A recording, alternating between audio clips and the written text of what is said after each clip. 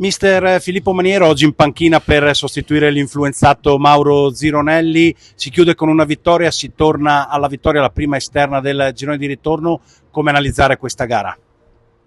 Difficile, lo sapevamo, avevamo avvertito anche i ragazzi durante la settimana di non prendere sotto gamba questa partita perché sono le più difficili da giocare in un campionato come questo, quindi siamo partiti bene, abbiamo fatto gol subito, poi una partita maschia con tanti duelli e centrocampo, tecnicamente non molto bella da parte delle due squadre. Per noi insomma, era fondamentale vincere in qualsiasi modo, che sia stato giocando bene o giocando male, in questo momento ha poca importanza, l'importante era vincere dopo tantissimo tempo. Siamo riusciti per fortuna. Pesano forse le tante occasioni mancate, perché insomma le occasioni ci sono state.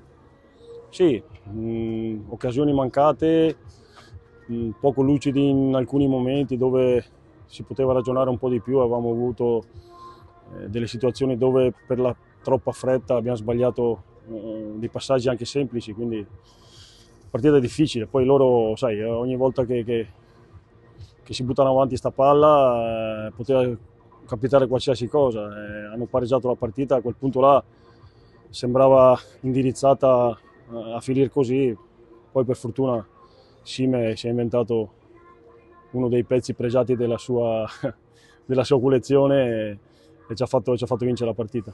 È stato un po' il jolly, no? Dentro Simeoni al primo davvero pallone toccato, gol. Sì, sì, ma difatti quando l'arbitro ha fischiato il fallo ha fatto in modo che si accelerasse la sostituzione, io ho detto Sime vai dentro e prova a calciare come sai, come fai quando sei in allenamento, e ho sperato che potesse far gol e ce l'ha fatta.